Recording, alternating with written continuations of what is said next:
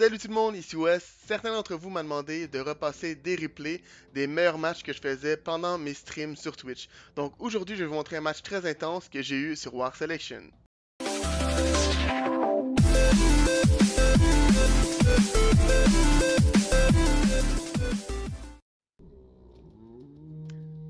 C'est parti! Comme dans toute bonne partie de War Selection, j'ai commencé par construire quelques maisons. Puis j'ai été avec mon entrepôt pour pouvoir rechercher la technologie de bois et de baies afin de récolter mes ressources plus rapidement. Par la suite, j'ai continué la production de maisons pour pouvoir augmenter le nombre de villageois afin vraiment d'avoir une économie très forte. Dès que j'ai eu les ressources, je me suis empressé de construire le temple pour pouvoir passer à l'âge de bronze. Rendu à l'âge de bronze, j'ai vraiment réalisé en fait que j'étais quand même un peu plus au centre de la map, donc j'avais beaucoup de risques de me faire attaquer par divers joueurs. À ce moment-là, j'ai décidé de construire vraiment beaucoup de baraques afin de défendre plus facilement ma base, puis d'avoir une reproduction plus rapide. Puis j'ai également construit plusieurs tours. Dès que j'ai eu ma vision, j'ai réalisé qu'il n'y avait pas que quelques joueurs autour de moi, mais 5 joueurs au total qui pouvaient potentiellement m'attaquer. À ce moment-ci, ce que j'ai décidé de faire, j'ai décidé en fait de construire 4 autres baraques supplémentaires simplement pour avoir une production très rapide. C'est pas quelque chose que je fais à l'habitude de faire autant de baraques, mais dans ce cas-ci, c'était nécessaire. J'ai par la suite décidé de me créer une armée de piquets et d'aller vers le sud où si le joueur décidait d'agrandir son territoire, j'étais en première ligne contre lui. Donc j'ai l'attaqué en premier, j'ai splitté mon armée en fait pour pouvoir attirer son armée à l'extérieur, puis j'ai été attaquer ses villageois à l'arrière avec mes autres piquets. À ce moment-ci, j'avais gagné la première bataille, mais peu à peu, la tour et les villageois ont fini par détruire mes piquets. Donc, je me suis empressé de faire une deuxième armée et j'ai attaqué à nouveau. Vous avez remarqué que le joueur bleu a construit des murs. Malheureusement pour lui, il avait aussi oublié de fermer ses portes. Donc déjà là, pour moi, c'était un GG. Je savais en fait que j'allais l'éliminer. Je me suis donc attaqué à sa production, à ses villageois, à son économie, jusqu'à temps que le joueur bleu vraiment décide d'abandonner par lui-même. À ce moment-ci, j'étais déjà passé au Moyen-Âge, j'ai amélioré mes piquets en Ashigaru, puis je me suis fait une armée de samouraïs. Ma prochaine cible allait être évidemment le sud-est, puisque tout comme mon ennemi au sud-ouest, il pouvait en fait m'attaquer très facilement s'il décidait d'agrandir son territoire. J'ai donc commencé à construire des tours dans cette direction, puis j'en ai profité pour balayer un peu le village que mon ennemi avait déjà éliminé un peu plus tôt. Par la suite, j'ai vu une armée de samouraïs bleus au nord de ma base, donc j'ai tout de suite appelé la retraite pour mon armée, en fait pour pouvoir défendre ma base. En voyant que l'armée du bleu est partie vers le nord, j'en ai profité en fait pour vouloir aller vers sa base pour pouvoir l'éliminer.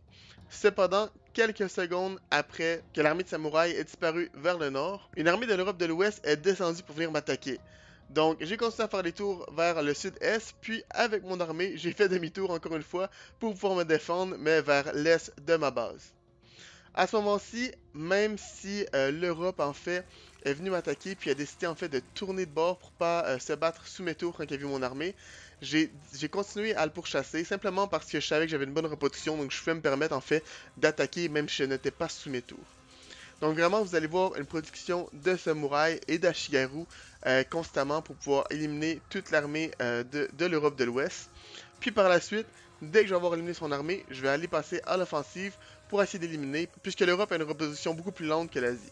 Donc j'ai avancé avec quelques villageois, j'ai construit des tours, puis en fait, encore une fois, comme le joueur bleu, le joueur rose avait oublié de fermer ses portes, donc j'ai pu rentrer, tuer directement son début de reproduction, puis j'ai voulu chercher ses villageois, mais malheureusement pour moi, le joueur rose avait vraiment distribué ses villageois à travers toute la carte pour pouvoir vraiment aller chercher des ressources un peu partout.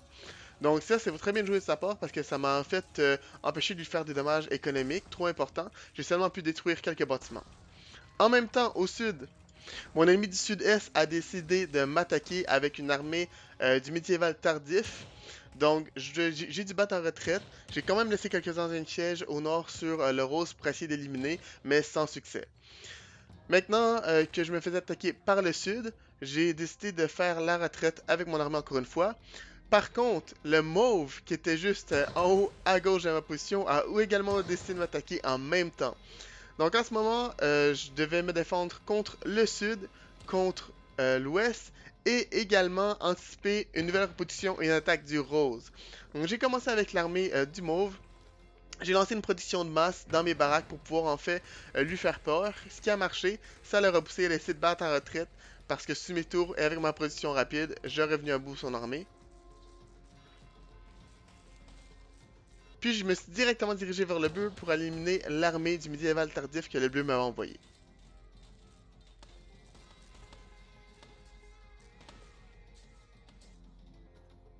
Dès que le bleu était éliminé, je suis remonté vers le nord-ouest pour pouvoir en fait attaquer le mauve avec succès puisque j'ai réussi à éliminer son armée mixte de l'ère médiévale et de l'âge industriel. Donc vraiment, je me focus rapidement sur la reproduction de mon armée pour pouvoir éliminer le restant de son armée. Puis par la suite, vous allez voir que je vais me diriger vers sa base vraiment parce que je vais aller endommager son économie le plus possible pour avoir un moment de répit. Malheureusement pour moi, si vous regardez juste ici maintenant, en haut à droite de la carte, je me fais encore une fois attaquer par le rose. Avec mes samouraïs, j'essaie vraiment de créer le dégât économique que je voulais sur le mauve. Je tue une bonne quinzaine de villageois. Puis dans ma base, je reproduis vraiment le plus possible de soldats vraiment pour pouvoir me préparer à éliminer l'armée du mauve. Je monte par la suite avec mes samouraïs pour attaquer encore une fois son économie. Donc au total, j'ai éliminé à peu près, je dirais, 20-25 villageois. Puis maintenant, mon armée à ma base est prête pour aller contre-attaquer l'armée du rose. Donc, je trouve ça quand même vraiment spécial, puis ça va vraiment montrer la force de l'Asie de pouvoir vraiment contrer plusieurs armées mixtes de médiéval, tardif et industriel avec une reproduction très rapide en fait de l'ère médiévale. Donc je finis vraiment par éliminer en fait toutes ces mitrailleurs. Par la suite, vous allez voir vraiment que j'utilise en fait le combat rapproché aussi pour faire en sorte que ces mortiers frappent ses propres mitrailleuses. Puis par la suite, je pars à la chasse à ces mortiers. Vous remarquerez aussi que je commence à avoir des unités de l'ère moderne. Donc j'ai déjà passé à mon ère moderne avec le pays de l'Inde. J'ai en ce moment 2 baraques. Donc je peux produire quelques cycles qui sont vraiment des très bonnes unités pour détruire les bâtiments. Donc j'en profite. Je veux produire vraiment beaucoup de cycles pour pouvoir en fait détruire l'avant-poste que le rose est en train de se créer juste devant ma base. Après avoir poursuivi ces mortiers, je commence vraiment à m'occuper de mon économie. Je modernise mes villageois pour qu'ils récoltent plus rapidement les ressources. Je prends aussi le temps vraiment de moderniser tous mes bâtiments pour pouvoir avoir le plus de soldats de l'ère industrielle. Puis dès que le rose commence à me bombarder avec ses mortiers, je produis en masse de cycles simplement pour pouvoir éliminer son armée. Puis en espérant aussi pouvoir mettre fin à son attaque avec son avant-poste.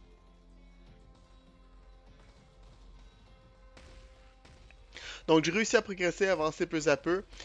Mes cycles malheureusement ne vont pas être assez nombreux pour mettre fin à ces agressions au nord. Donc je vais devoir vraiment créer une deuxième armée de cycles vraiment pour réussir à passer à travers son avant-poste. Donc je vais créer mon armée, je vais la rassembler, je vais commencer en fait à repousser peu à peu la reproduction du rose. Je vais pouvoir directement aller coller mes unités sur les bâtiments. Par contre, le rose a commencé à bombarder à l'aide de mortiers, ce qui va vraiment tuer près de la moitié de mon armée, même un peu plus. Donc à ce moment-ci, j'ai splitté mon armée, j'en ai envoyé quelques-uns après les mortiers. Puis en même temps, je remarque que le bleu m'attaque à nouveau venant du sud. Donc vraiment, ça n'arrête pas, je me fais attaquer de tous les côtés sans arrêt. À ce moment-là, je vais juste ramener mes cycles qui est en train de poursuivre les mortiers pour pouvoir éliminer l'avant-poste grâce à leur dommage du corps à corps. Puis dans ma base, je commence la production en fait d'éléphants mitrailleuses grâce en fait à mes maisons à éléphants. Puis aussi, je vais commencer à accumuler un peu plus d'économie pour pouvoir avoir une reproduction de cycles très rapide. Maintenant, encore une fois, une surprise, mais du nord-ouest, mais pas étonnant cette fois-ci, je me fais encore attaquer. Donc, malgré la très forte attaque que j'ai portée à l'économie du mauve, il arrive quand même à reproduire une armée et à m'attaquer en même temps du bleu et du rose. Maintenant, vous allez remarquer que la bannière juste au-dessus est apparue. Donc, un de mes ennemis a créé la merveille. Donc, c'est un des joueurs qui était complètement à droite, qui a simplement économisé pendant la partie, qui a joué très défensif pour pouvoir créer la merveille très rapidement. Habituellement, dans ce genre de cas-là, tout le monde va vraiment essayer de focuser le joueur avec la merveille pour pouvoir en fait l'éliminer afin de continuer la partie. Dans ce cas-ci, les 3 joueurs, donc le mauve, le rose et le bleu, ont décidé qu'ils voulaient vraiment avoir ma tête comme trophée parce qu'ils ont continué de m'attaquer constamment jusqu'à la fin de la partie. Donc je suis finalement venu à bout du joueur bleu. Par la suite, le rose commence à m'attaquer encore une fois avec des mitrailleuses et des mortiers. Également quelques villageois pour pouvoir construire des tours. Évidemment, je vais rapatrier mon armée en direction de ma base vraiment pour pouvoir me défendre contre le rose cette fois-ci. Je vais aussi éloigner mes ouvriers parce qu'ils sont dans le champ de tir des mortiers. Donc je vais aller construire une autre ferme au sud de ma base. Donc je vais commencer à les attaquer avec les éléphants mortiers que j'ai moi-même produits, ce qui va vraiment me permettre en fait d'égaliser la distance de ces mortiers à lui, tout en me déplaçant et en séparant un peu mes éléphants afin de pouvoir vraiment essayer d'éviter le plus de goût possible de ces unités. Donc encore une fois, reproduction de masse juste ici de cycle, vraiment pour pouvoir finir l'armée adverse. Puis par la suite, je vais m'occuper de sa tour avec quelques cycles.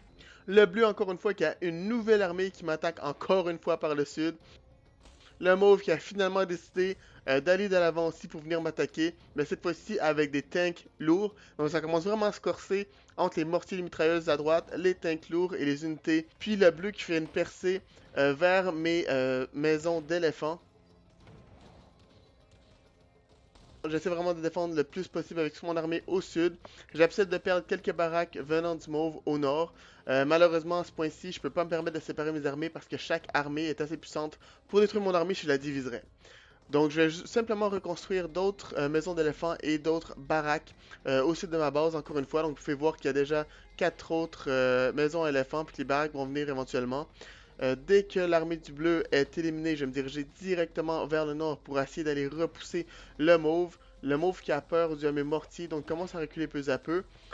Par contre, il va décider en fait de revenir quand il va réaliser qu'il a assez une puissante armée pour pouvoir tenter d'éliminer et tenter la percée.